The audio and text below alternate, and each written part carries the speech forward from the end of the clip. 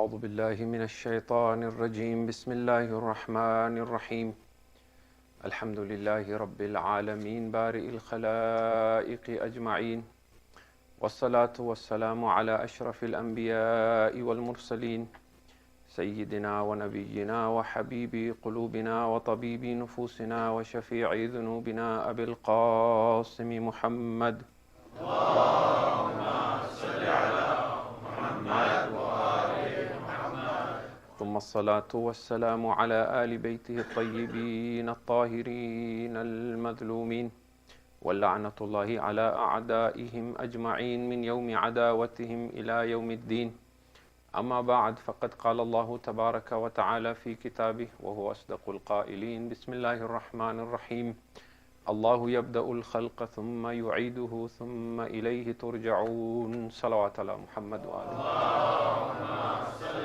على محمد وآل محمد.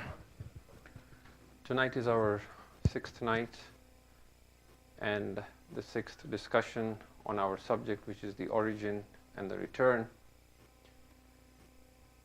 And we have been discussing these last 2 nights and tonight as well, the various differences between our realm and reality with the higher realms of existence and reality, still with our subject and topic of the only reality and truth and source and being is Allah subhanahu wa ta'ala, and that everything else that then appears as creation through all the different realms are simply a manifestation from Him or a manifestation of His names and attributes. And in trying to understand this, we have looked at many different things. We have seen how, for example, when things manifest themselves in our realm from a higher realm, they come to us in a manner that's not physical. They are limited in their perfection. Real creation does not actually take place here. There's only movement that takes place here, but whatever is here is directly connected to a higher realm. And yet, on the other hand, what we do here has a direct impact at these higher realms to which we are intricately connected. And tonight we want to complete that discussion.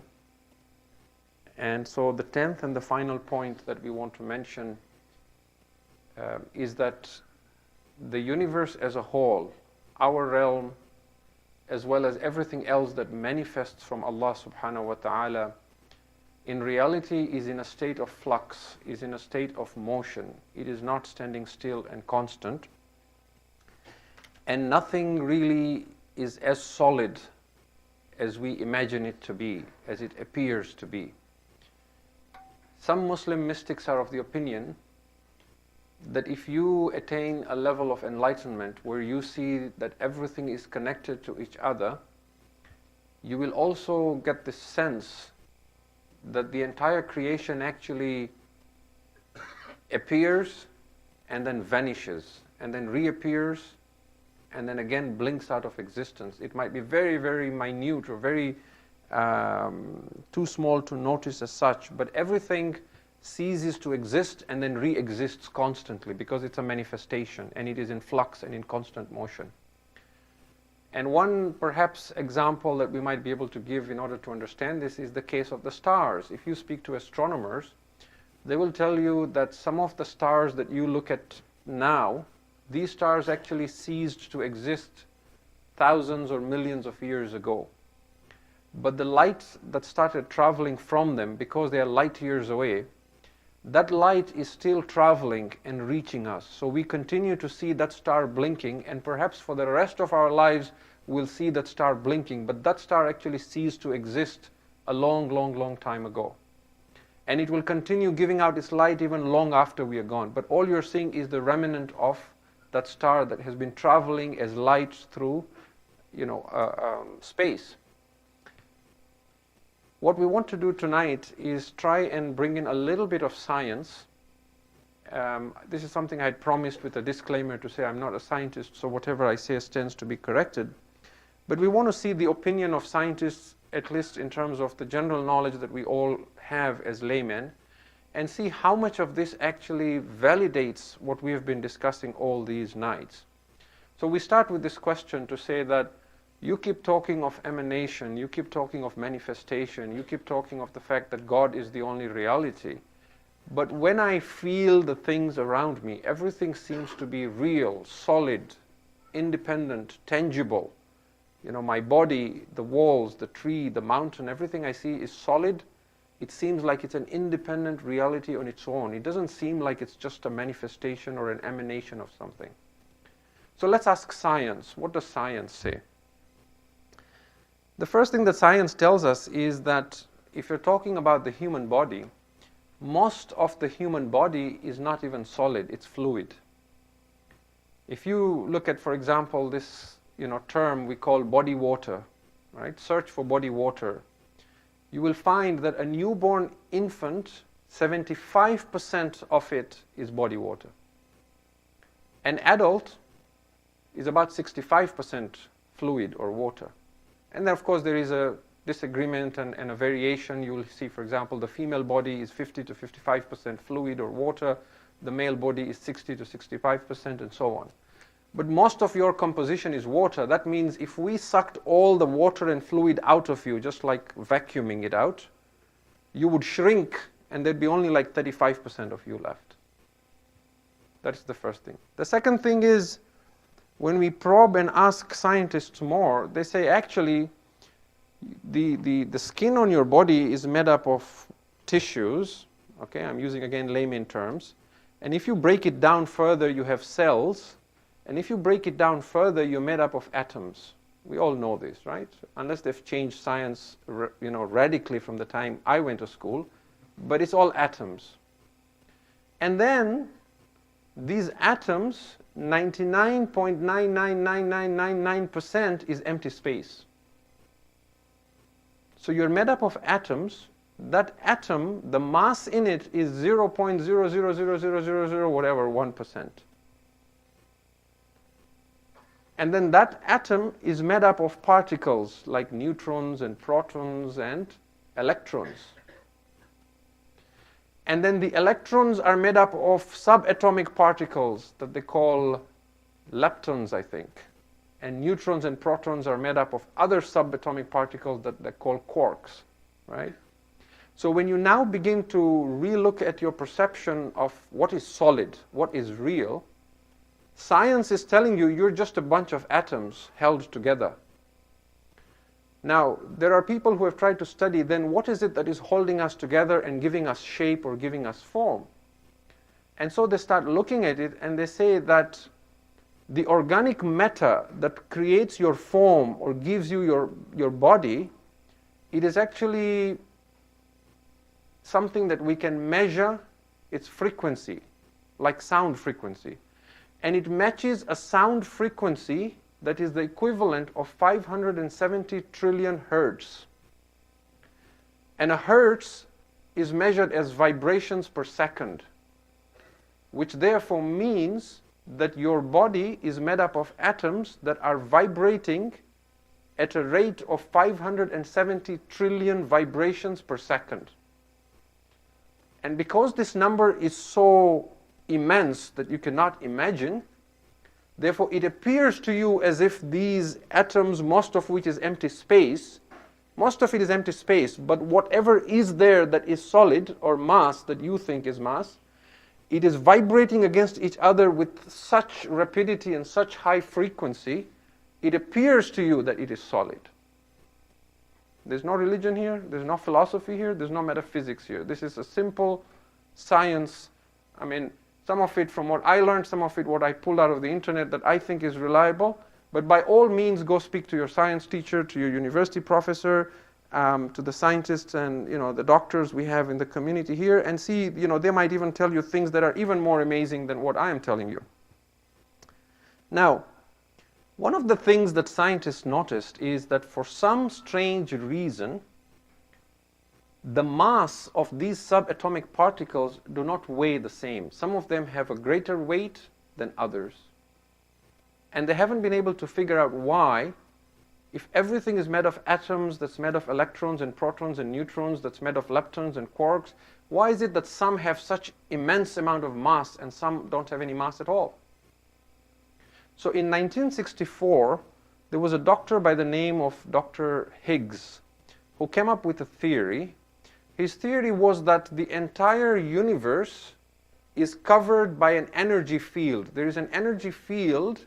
Now keep in mind as I say this, that in Arabic, nur is light, but it is also energy. And the verse we've been saying again and again, Allahu nuru samawati wal ard. I'm still not alluding at anything. I'm just dropping a hint here that nur is not just light, it is energy. Dr. Higgs proposed that there is an energy field that pervades the entire universe. And what gives any atom its mass is how those atomic or subatomic particles interact with that energy field and what they draw from it. And this energy field in time came to be known as the Higgs field, named after him. And this continued to interest scientists and physicists. And so they have been plagued with this idea that if we can somehow extract one particle from this energy field, we might be able to identify the absolute building block from which anything gets its matter or its mass that gives that atom even, what we might call solid in it, of what is left after you remove all the empty space.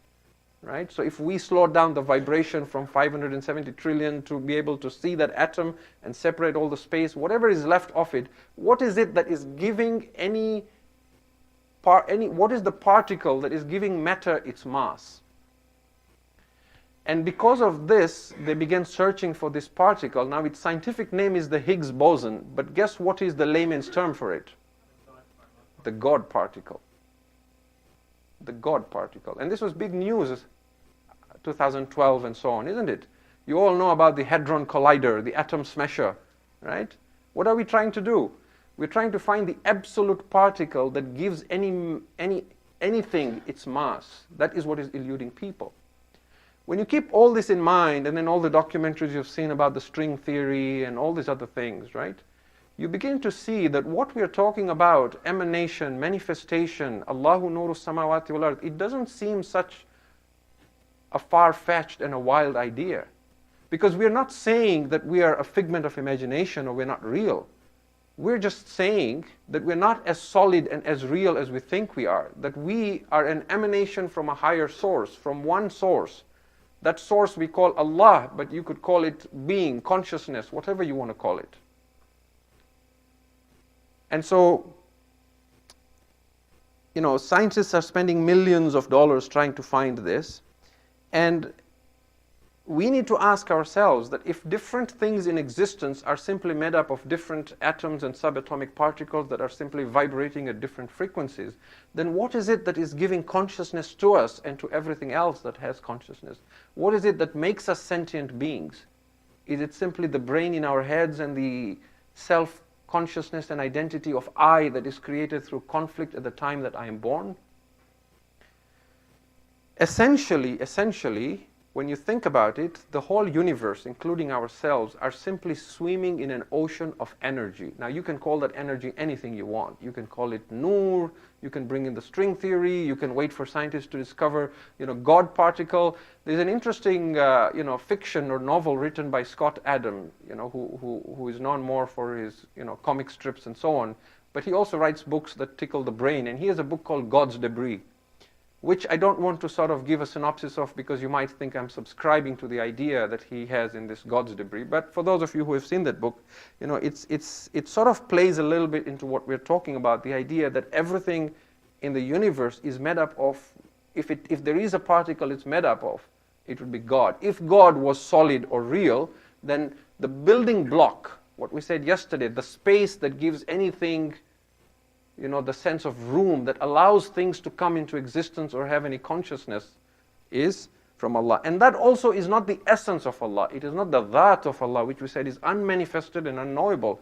It is simply what we said are His names and His attributes. What is causing us a hard time is we're trying to think a name is made up of letters. How could God's names and attributes create this manifestation? When we say God's names and attributes, don't think of them necessarily as alphabets or letters in the sense that we say the name of something or the label of something. You could think of it as, that part that allows anything to manifest. We call it names because those are the things we identify and associate back to Allah. So for example, one of the names of Allah is An-Nur. An-Nur now is the light. But it doesn't have to be the word, the light, that causes the manifestation. The Nur could be the energy that causes then things to exist and come into any form of appearance that we now see.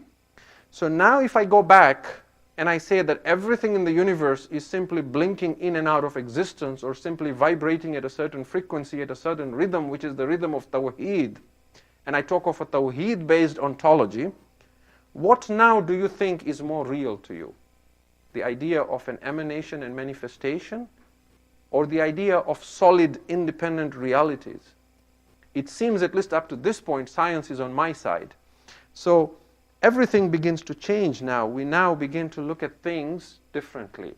When I pray my salat, for example, and I say, بِحَوْلِ اللَّهِ وَقُوَّتِهِ أَقُومُ وَأَقْعُدْ, or even if I just recite the hawqala and I say, لَا حَوْلَ وَلَا قُوَّةَ إِلَّا بِاللَّهِ الْعَلِيِّ الْعَظِيمِ. Notice now, if we want to really pick on the words in this sentence carefully, I am not saying it is with the power and strength that comes to me from God that I am sitting and standing. What I'm actually saying is, it is with God's power and by Him that I am standing and I am sitting. But salat is simply a training ground. It is not that you stand and sit in your ruku and you sujood with Allah's power, but everywhere else you stand and sit with your own power. Not at all.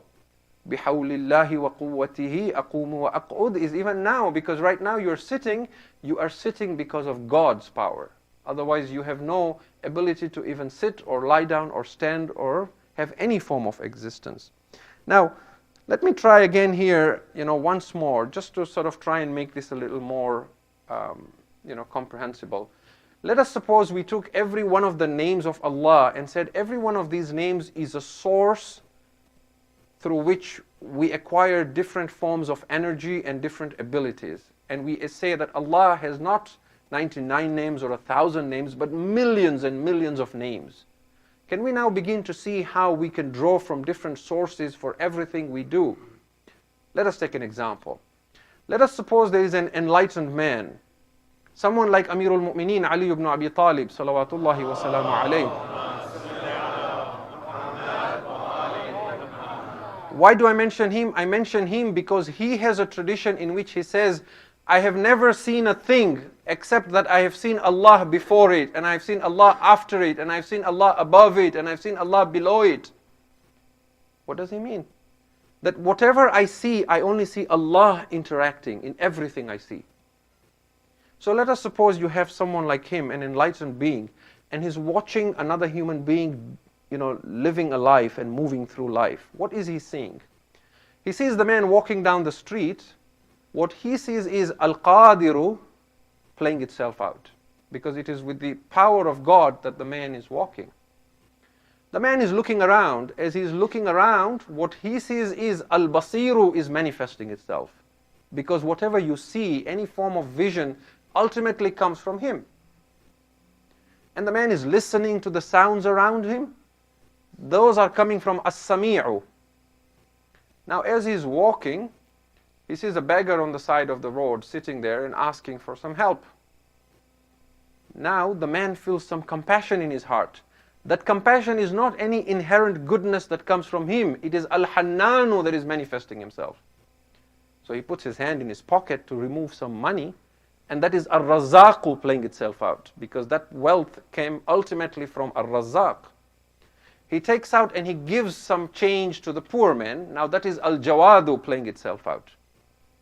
He walks further on and someone calls him again for help. And now An-Nasiru is beaconing him. But now Shaitan uses his ego and causes him to fall asleep and become unconscious and heedless. So now he blocks that An-Nasiru from manifesting itself. Because of that heedlessness and unawareness, that name does not manifest itself. Now the self-will, the egoic self-will that stands in rebellion to surrender to God, blocks that name from manifesting itself at that point. And then as he goes home, he realizes, what I did was wrong. I should have helped the man. and he feels a sense of regret. So Al-Ghafuru begins manifesting himself. He asks Allah for forgiveness. At-Tawwab manifests itself. So even when you seek forgiveness, it is Allah's blessing and manifestation. Otherwise, we in ourselves have no inherent goodness to manifest that. And then he goes home and he sees his child, and there is this overwhelming love for the child, and Al-Wadudu begins to play itself out. The child is crying, so he picks the child up and he kisses the child, and now Ar-Rahimu is playing itself out. Do you begin to see that human beings in themselves inherently have no goodness that they can take credit for? All credit ultimately belongs to God, which is what we said yesterday from Ayat al-Kursi. وَلَا يُحِيطُونَ بِشَيْءٍ مِّنْ عِلْمِهِ إِلَّا بِمَا شَاءَ. They have no access to any form of knowledge except what He releases and gives to them. If we embrace this idea, it removes a lot of malice within society and community as well. Why? Now when I see someone who has any kamal in him, I don't feel jealous of him. Instead, I admire him, because what I am seeing is God manifesting Himself through that creation. I have no reason to feel jealous, because there's nothing good in him. If he is displaying such great knowledge, it's not him that is it is Al-Alimu manifesting. I should be admiring Allah, just like you admire the sunset. You say, Subhanallah, what a great creator. Look at what He is doing through this creation.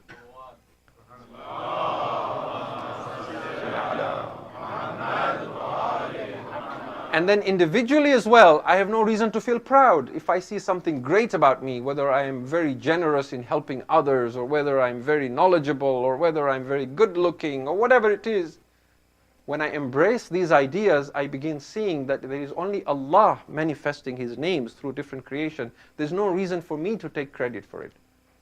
Right? If I am a teacher and I impart knowledge, it is Al-Alimu that is working through me. If I'm a doctor and I help people, it is Ash-Shafi'u that is manifesting. Yet, if anything, then all I can do is express gratitude and say that I thank Allah that when He chose to manifest Himself, He chose this worthy, humble set of vibrating atoms to manifest that. Otherwise, He could have chosen another set of atoms to do that. And that is why a couple of, a week or 2 weeks ago, one young man asked me, he said, tell me, the first principle in Islam is Tawheed. What if the first principle in Islam had been to care for others and care for humanity? How do you think the world would have turned out? Would it have been a better place? And I said to him, if anything other than Tawheed was the first principle of religion, this world would have been far worse than it is today, though you cannot imagine it. Why? Because inherently there is nothing good in the individuals that you see around the world. Whatever good they display is coming from Allah. Tawheed is primary, and it is the most fundamental and important principle, because when Tawheed is acknowledged, then there is no resistance to these beautiful names of Allah. It allows them to manifest, which then allows justice and kindness and compassion and generosity and humanitarian help for each other to help. It is just God's principle that Aballahu an yajri al-ashya illa bi asbabiha. Allah has decreed that He refuses to do anything directly except through causes and effects. So Allah has decreed that when He wants to help the poor, He will not drop gold coins from the heavens to them. He will get another human being to help that. But there is no question here that we do so much for human beings. Why doesn't Allah do? It is Allah doing it through you. When you ask the question, why do children suffer? It is God who is crying through your heart and asking, why is He suffering? So that you may do something about it. And that is why Tawheed is central. When you oppose Tawheed, when you embrace Shirk, if human beings had not embraced Tawheed, and they would have all had rigid egos by which they completely resist the names of God, then all you would have seen is chaos. You would have seen selfishness. You would have seen only animalistic behavior. You would have seen the world being far worse than it is today. If you can recite as-salawat ala Muhammad wa ali Muhammad.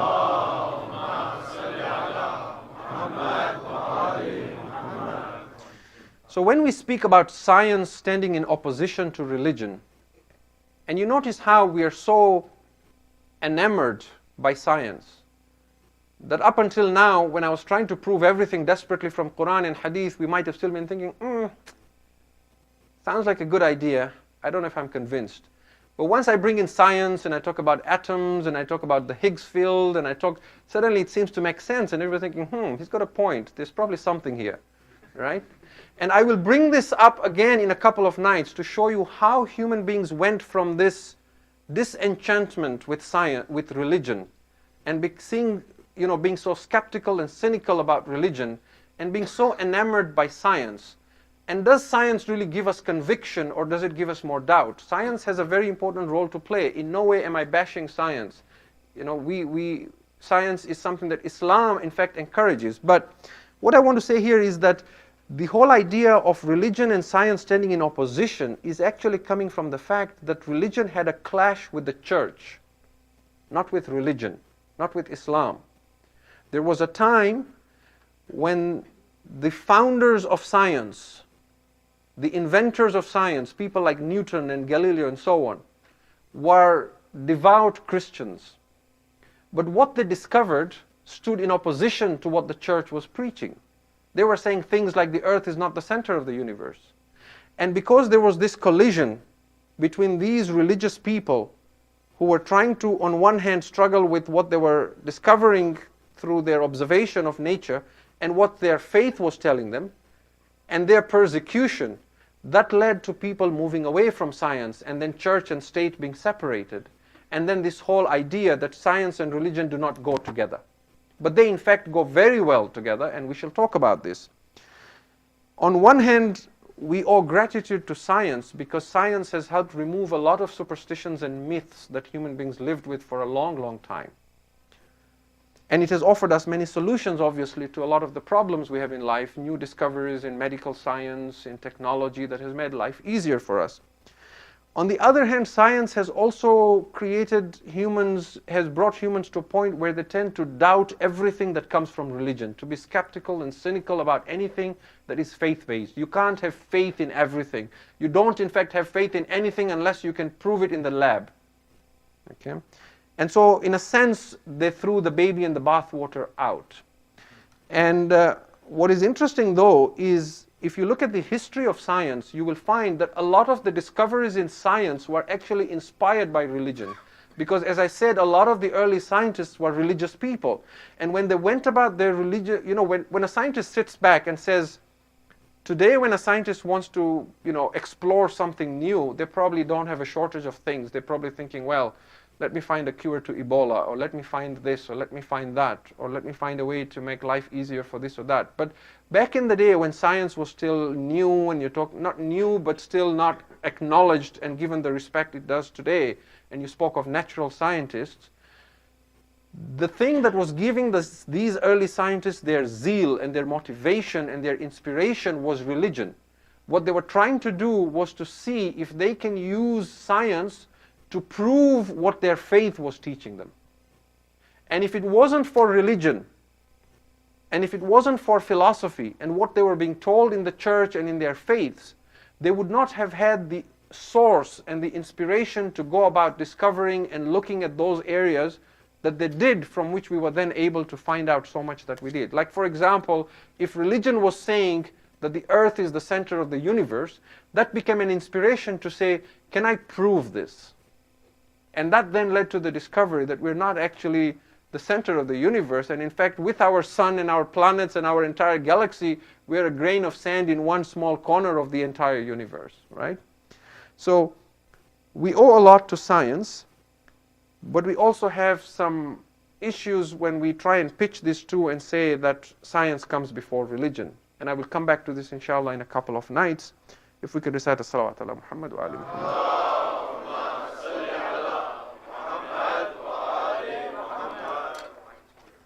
I want to now switch to a different subject. What I have been discussing thus far was something I was supposed to have finished last night. And this subject is now to talk about the hereafter and the concept of the Day of Judgment as a reality that is with us today. And we've been saying this time and time again, that the higher realms of existences are actually with us.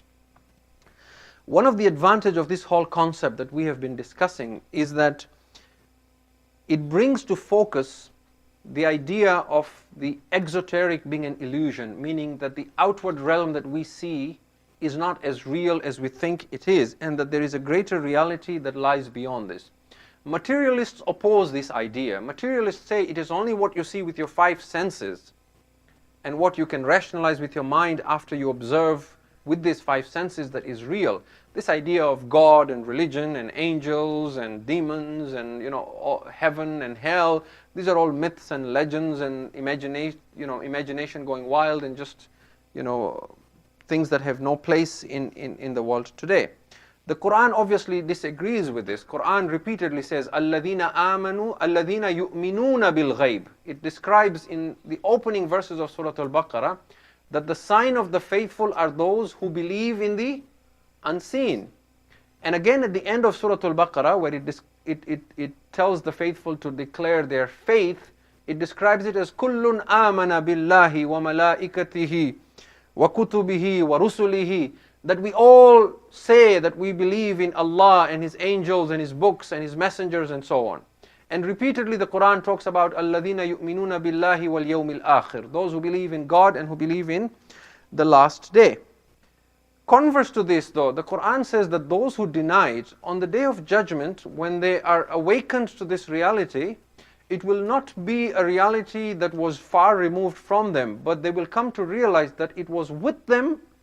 They were simply heedless of it. For example, in Surah At-Tur, which is chapter 52 of the Quran, verse 14 and 15, Allah says that when the faithless are shown the fire of hell, they are told, هذه النار التي كنتم تكذبون أفسحر هذا أم أنتم لا تبصرون. This is the fire of hell that you used to deny. Is this now magic being played on your eyes, or can you not see? What the verse is saying is that this is what you used to deny, but it was with you. You could not see it. Now that you can see it, are you still going to say, I'm seeing it, but I can't believe it, it's magic? أَفَسِحْرٌ هَذَا أَمْ أَنْتُمْ لَا تُبْصِرُونَ. And as soon as a person dies, we said when the soul separates from the body, it becomes aware of a higher reality. And that is why, again, we see that in chapter 50 of the Quran, verse 22, we are told, لَقَدْ كُنْتَ فِي غَفْلَةٍ مِّنْ هَذَا فَكَشَفْنَا عَنْكَ غِطَاءَكَ فَبَصَرُكَ الْيَوْمَ حَدِيدٌ. Indeed, you are heedless of this. So this day we have removed the veils from your eyes, so now your vision is solid. Look at how the verse positions it. And Allama Tabatabai makes a point here. He says, you can only say to someone, you are heedless of this, if that thing is with him, but he doesn't observe it. If something is not in the room, and then I bring it here, I cannot tell you, you are in ghafla of this, you are heedless of this. But if something is in this room, if you were not observing it, right? If you haven't seen the glass of water, if you haven't seen the ring on my hand, it's here, then you are heedless of it. Now I can say that لَقَدْ كُنْتَ فِي غَفْلَةٍ مِّنْ هَذَا. It was all the time here, but you haven't seen it. Now you see it. And how do you see it? فَكَشَفْنَا عَنْكَ غِطَاءَكَ. We have removed the veils from your eyes. The veil is not something solid or real, isn't it? It's simply the physical body and greater awareness. And that is why فَبَصَرُكَ الْيَوْمَ حَدِيدٌ. And it is for this reason that Rasulullah sallallahu alayhi wa alihi wa sallam, Allahumma salli ala Muhammadin wa ali Muhammad. He said, Mutu qablan tamutu. Die before you die. The first die is in your hands, but not commit suicide. Die as in die to your ego, to your self-will, so that you awaken to a higher reality before you physically die. In other words, before you are forced to see a higher reality, choose to see it yourself. And this verse that I just read about, seeing and heedlessness, there is another verse of the Quran, chapter 21, verse 97, but in the interest of time, I will not, recite the verse. So, accepting this idea that there is a higher reality, but this higher reality that a materialist denies is in fact with us, and that we don't have to cross time and space to see it. We just need to transform ourselves through spiritual practices and awaken to a higher reality to be able to see this. It allows us then to understand different concepts of Quran in a more philosophical manner. For example, when you read Surah Al-Jinn, There is a whole description of how the jinn used to go up to the heavens and they used to eavesdrop and they used to listen on to what the angels are discussing, and now that has been sealed for them and now they're not able to penetrate the heavens, right? How do you explain all these verses? Because when you look up to the heavens, there is no canopy as such. It's just empty space. There is nothing solid that you can penetrate. But if you understand it in the terms that we are discussing it, that heavens in a sense is a higher realm of awareness or existence, then you can now understand these verses with one possible meaning, to say angels are beings of light, so they communicate at a higher realm of existence. The jinn, being shayateen, they are at a lower level of existence as us, right? They are the one of the other thaqalain. And so there was a time when they were able to penetrate higher realms of reality and eavesdrop on what the angels were conversing.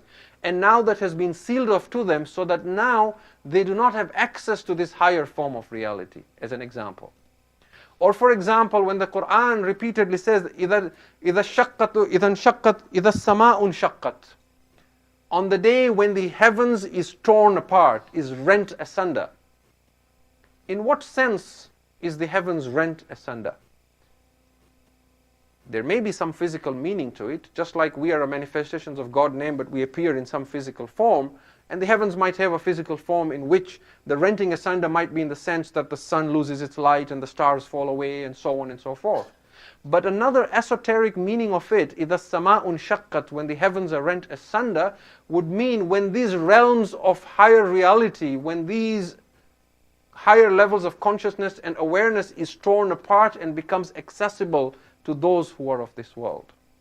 And this becomes even more appealing and plausible when we look at some of the other verses. For example, there is a verse of Quran in chapter 7 verse 40 that says, indeed those who deny our signs and are arrogant, the doors of the heavens, the portals of the heavens will not be opened for them to enter until a camel passes through the eye of a needle. لا تفتح لهم أبواب السماء ولا يدخلون الجنة, nor will they enter paradise حتى يلج الجمل في سم الخياط.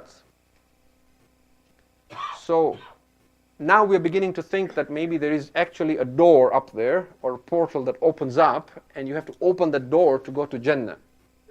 And so this door will be closed and they won't be able to enter it. Maybe. We're not saying our understanding is the only understanding, but there is an esoteric understanding to this as well. That if Jannah is the state where you live in complete surrender to Allah's will, and it is a place of complete bliss because the names of Allah are manifested fully, and that requires full awareness and full consciousness, then what it is saying is, the doors of the heavens will not be open to them, meaning access to higher consciousness and awareness will be denied to them, because they used to deny the signs of God in this world, and they were arrogant. The fact that arrogance is mentioned here, the ego comes to mind again. And that therefore prevents them from having access to this portal that gives them higher consciousness and higher awareness to what we call Jannah. There is certainly an understanding of some idea of heavens in the physical sense, at least in the lower heavens, which Allama Tabatabai acknowledges as well. He says when you speak of 7 heavens, at least the first heaven you might discuss to being the celestial bodies that we see above, because the Quran very explicitly talks about decorating the heavens with these celestial bodies. Like for example, when it says, "Inna zayyana as-samaa'a dunya bi zinatin al-kawakib." Indeed, we adorned the heavens and made it look beautiful with the stars that we have placed in them. So here he's talking of the lower heavens. But when you speak of higher heavens, it may not necessarily be in the exact physical sense. And it is for this reason now that the Quran tells us again and again, وَمَا هَذِهِ الْحَيَاةُ الدُّنْيَا إِلَّا لَهْوٌ وَلَعِبٌ. And what is the life of this world except a diversion, a distraction, something that keeps you heedless, and a play? وَإِنَّ الدَّارَ الْآخِرَةِ لَهِيَ الْحَيَوَانِ وَإِنَّ دَارَ الْآخِرَةَ لَهِيَ الْحَيَوَانِ لَوْ كَانُوا يَعْلَمُونَ. But the life of the hereafter, that is real life, if only they knew. Now, if only they knew again suggests that it's with you, but it is eluding you, it is escaping you. Why is that real life? Because there is less tajalli there. It is one level higher in that levels of manifestation. There is higher consciousness of God, higher awareness, so everything there is more real, is more pure. The pleasure there is greater. The pain there is also greater for those who end in the fire of hell. But it is abqa, wal akhiratu khayrun wa abqa. It is better and it is more everlasting because it is higher up the chain of consciousness. And that is why there is no decay there. There is decay here. Everything is temporary here. Everything comes into existence and perishes here. Because the signal here is, so to speak, weaker. It's not as real as it is in the higher realm. Now, this again ties into everything we have discussed so far. The idea that the higher realm is more real. The fact that creation does not take place here. We said sudur takes place in the higher realm. The fact that here things come down biqadari ma'loom, with a fixed measure. There is less of that fixed measure. There's no limitation imposed, and so on and so forth. The higher up we climb this level of awareness, the less the limitations drop. They don't just drop in the sense of an adult, but they drop in the sense of everything and everyone. You remember I mentioned the other night that even those who we might see as being mentally disabled in this world, when they come to the hereafter, they're completely able and completely conscious and aware as anyone else is. Because everybody comes to a higher level of consciousness. Not only them, but even children. Which therefore then explains a lot of other verses of Quran that we may not have paid attention to. For example, in Surah At-Takwir, which is chapter 81 of the Quran, verse 8 and 9, chapter 81, Allah speaks about the children whom the Arabs used to bury alive because they used to be ashamed of having daughters. So when daughters were born to them, they would bury them alive. They only wanted sons. And that is something that happens even today in certain parts of the world, that people will abort fetuses once they find out it's female, for example. Now Allah talks about this. What does He say in Surah At-Takwir? وَإِذَا الْمَوْءُودَةُ سُئِلَتْ بِأَيِّ ذَنْبٍ قُتِلَتْ.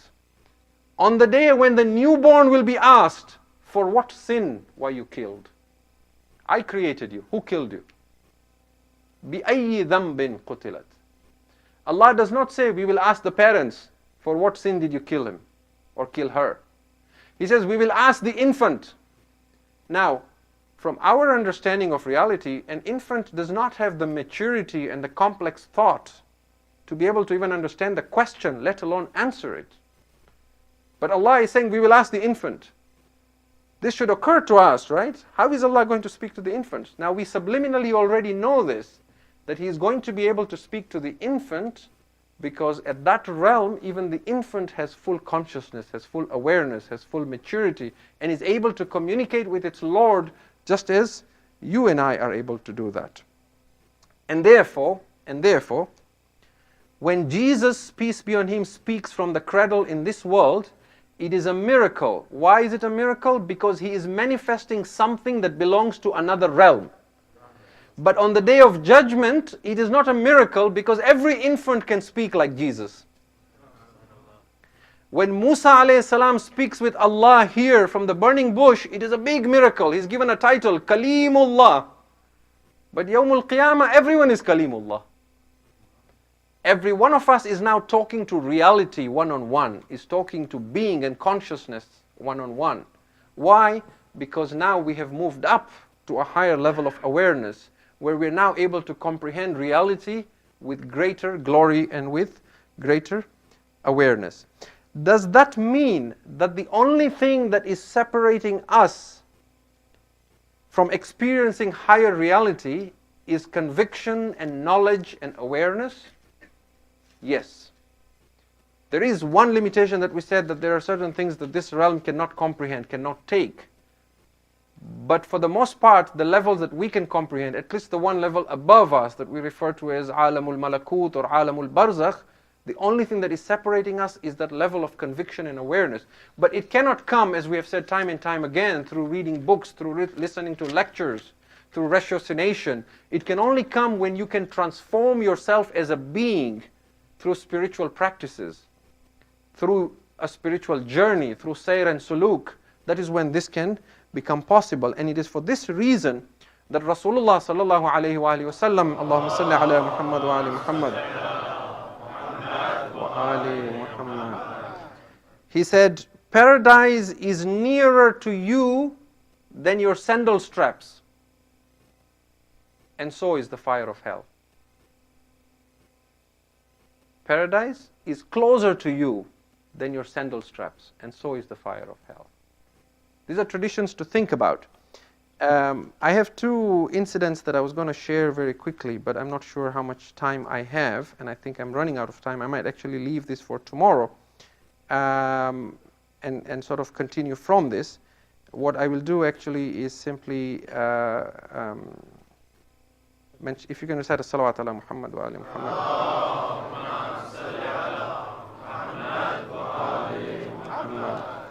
There are some mystics who are of the opinion that when you find God, there is no difference between this world and the hereafter.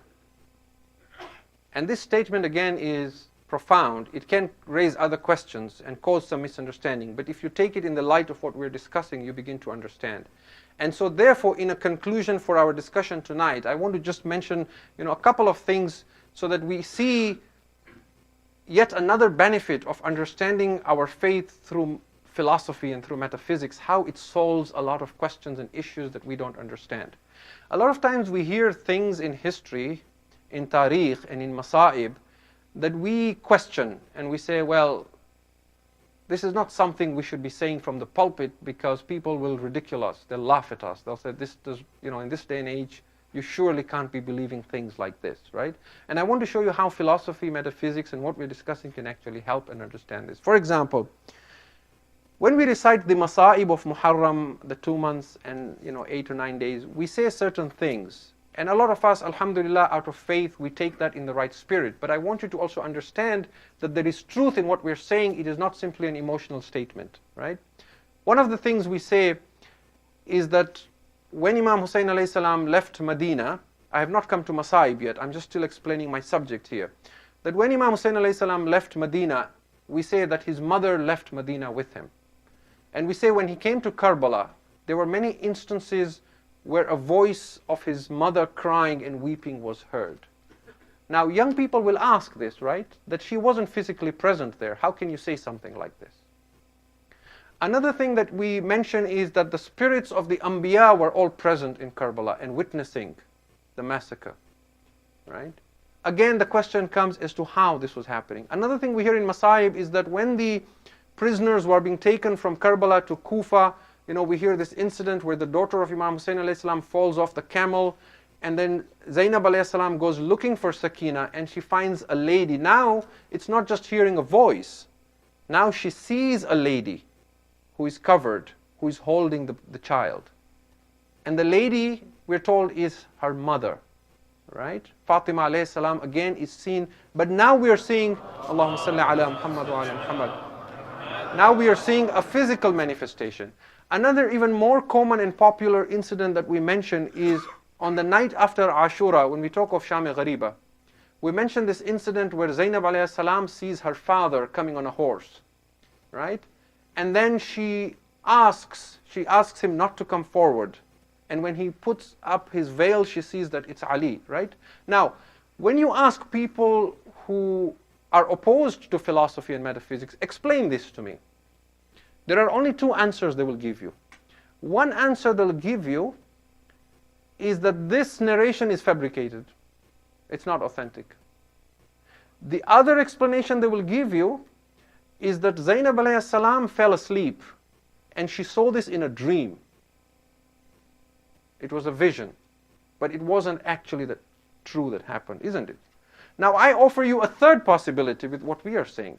What we are saying, remember we said earlier on that the hadith of Imam Jaffer as-Sadiq salawatullahi wa salamu alayhi, Allahumma salli ala Muhammad wa ali Muhammad.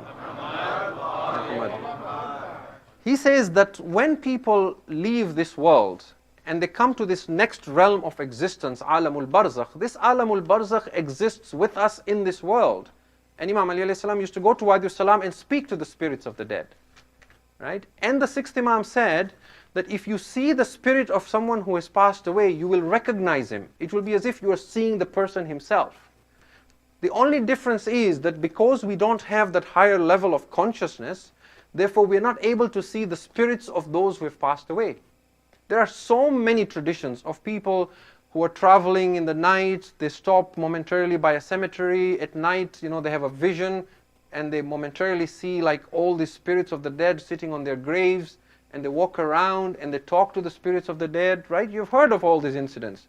What is it telling you? It is telling you that those who have left their bodily existence, they are with us in this plane of in this world, but they are simply in a different plane of existence. You could say that their spirits are vibrating at a different frequency, just like there are frequencies of sounds we can't hear, there are lights that we cannot see. It is a limitation of our physical body that it cannot hear certain sounds, and some animals can hear some sounds that we cannot hear, isn't it? There are lights that we cannot see. You could think of it in that sense, that there are realities all around us that we simply do not comprehend. However, we also know of spiritual individuals from ulama as well, who have attained a level of spirituality where we say they can see people in their true forms, or they're able to communicate with spirits. This is a part of our faith. You cannot deny this. There is tons of evidence. Therefore, another way of explaining this is that an eminent personality like Zainab alayhi salam, who has this high level of ma'rifah, right? She is an alima ghayr mu'allama. She used to teach Quran and tafsir in Medina. Her understanding of Tawheed is beyond the understanding of even the highest of scholars. An individual like her, at a time when there is intense calamity befalling her, it would not be surprising that she is able to tear away the veils of this world and perceive the next world. In which case then, she sees her father in reality. It does not become a dream, nor does it become a fabricated tradition. There is a perfect good explanation if you think about this, and we will continue talking about this. And tomorrow night I will continue with the subject and give you more evidence again of this, of how these two worlds coexist. And what is lacking is simply our unconsciousness, our being veiled and heedless, our lack of that transformation to that higher state of awareness. Otherwise the realities exist with us. And therefore it should not bring about cynicism or skepticism right away when we hear this and say, oh well, I'm educated, I am, a scientist, I cannot believe this. There are truths that are even higher than what science can offer you, provided we are willing to consider in the light of what we have been discussing. And inshallah we will continue on this in the coming night, inshallah. If you can recite as-salawat ala Muhammad wa alihi. Salli ala Muhammad wa ali Muhammad. Allahumma salli ala Muhammad wa ali Muhammad. Tonight is the 6th night of Muharram. And up until last night, we have been paying our respects to the companions, the Ashab and the Ansar of Sayyid al-Shuhada alayhi salam, and the sacrifices they gave. And obviously we cannot do justice to every one of those companions, and that is why we remember them collectively and send our salams on them. But from tonight, we want to now start remembering the family of Imam al-Hussein alayhi salam, the Banu Hashim themselves, the loved ones of Hussein. And what is more heartbreaking as well is that whereas all the companions of Abu Abdullah al-Hussein were grown-up, adult men, the family of Hussein alayhi salam, many of them were children, many of them were young, many of them were not trained in warfare. And tonight in particular, we want to pay our respects to the two sons of Zainab alayhi salam, Awn and Muhammad. Zainab alayhi salam is not just alima ghayr muallama, she is also ummul masa'ib. She is ummul masa'ib because of the amount of tragedy she took upon herself, the amount that she withstood before Karbala, during Karbala, after Karbala, and even when she went back. And to this day we remember her as Ummul Masa'ib. And what makes her even so special is that even though she had her own children she lost, when you think of Zainab alayhi salam, you see her mostly as being the go-to person in Karbala, the strongest of all who are there, the one who keeps everyone together, and the one who is constantly reminding people of Hussein alayhi salam as opposed to her own children alayhi salam. Zainab alayhi salam is the oldest daughter of Amir al-Mu'mineen alayhi salam and the Lady of Light, but she also had a very, very close bond to her brother Hussein.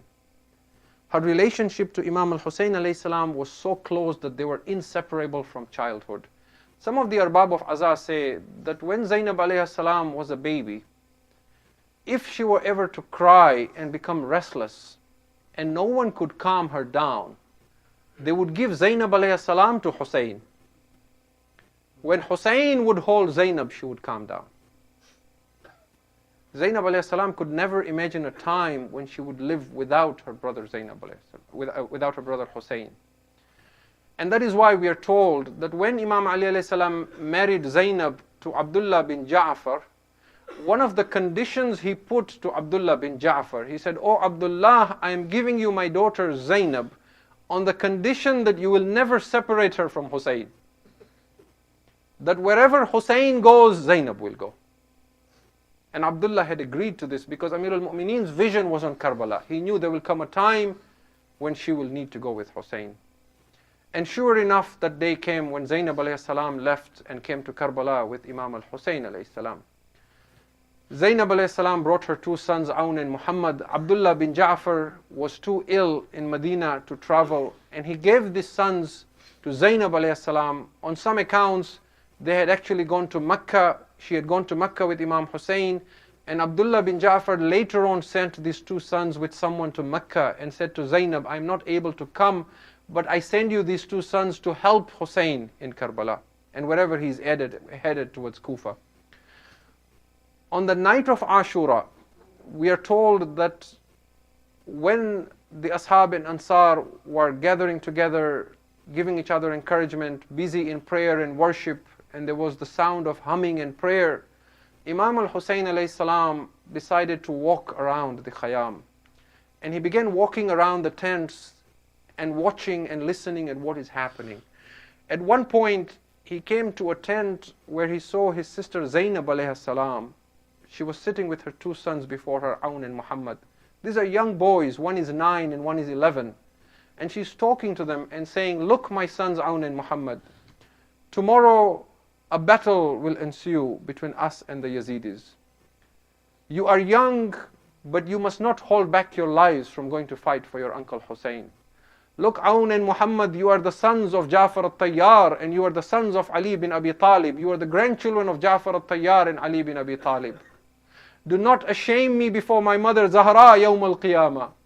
Do not hold yourself." And the boys, proud of their descent, proud of who they were, speaking to their mother with pride and saying that, "Oh Amma, give us permission to fight on that day from our uncle Hussein, and you will see the kind of jihad we do." They're enthused, they're zealous to go and fight the next day.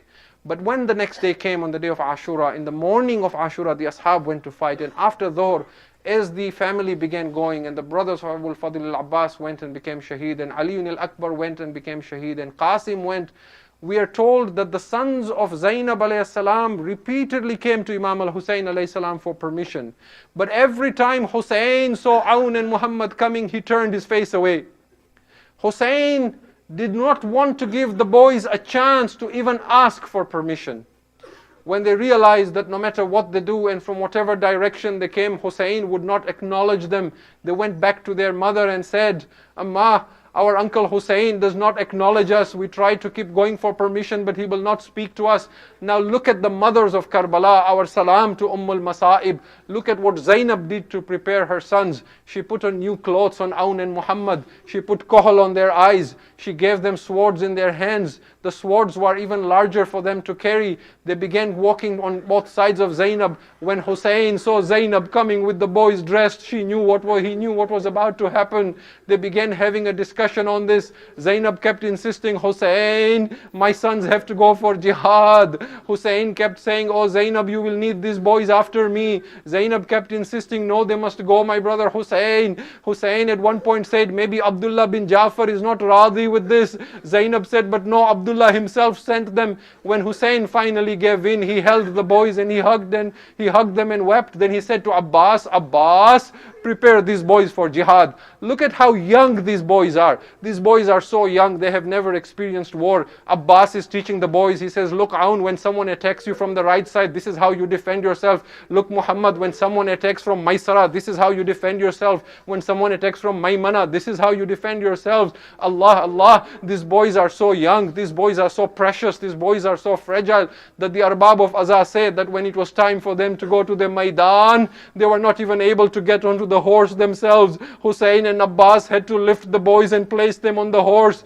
But the boys turned to their mothers for the last time and bade them farewell. Now the Arbab of Azah says, Zainab alayhi salam kissed the boys on their forehead for the last time. Zainab was looking at her children for the last time. She looked at her boys and said, Aun, Muhammad, my last wasiyah to you, my boys. Look, when you're fighting jihad in the Maidan, don't go towards Furat, my boys. Aun and Muhammad, if you happen to come close to Furat, remember, do not drink water from Furat. You will shame me before my mother Zahra. Aun and Muhammad, remember, Aliun al-Asghar and Sakina are still thirsty. But Aun and Muhammad left towards the Maidan. Zainab alayhi salam went into the Khayyam and sat on the Musalla. Aun and Muhammad are fighting together on side by side. When someone comes to attack Aun, Muhammad calls out, Aun, look out behind you. When someone attacks Muhammad, Aun calls out to him. As they begin fighting, at one point, one of the Shaqis hits Muhammad and he falls on the ground. He calls out to his brother, Aun. Aun says to him, La ta'jal akhi. Oh Muhammad, wait for me, I am coming.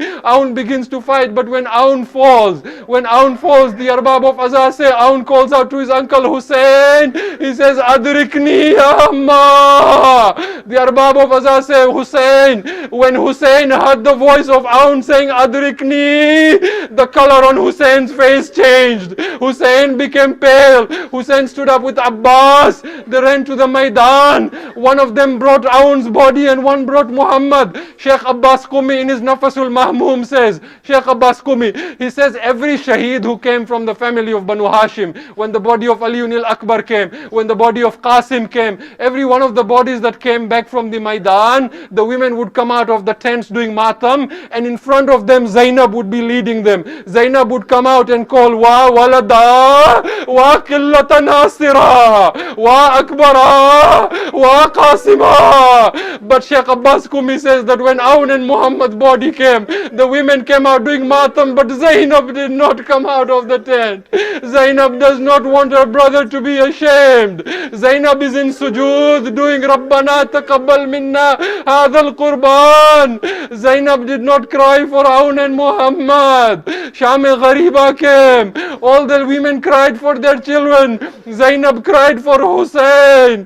The next day Umar Asad said, take the women through the Maidan. Let them see the bodies of their loved ones to increase their pain. Farwa fell on the body of Qasim.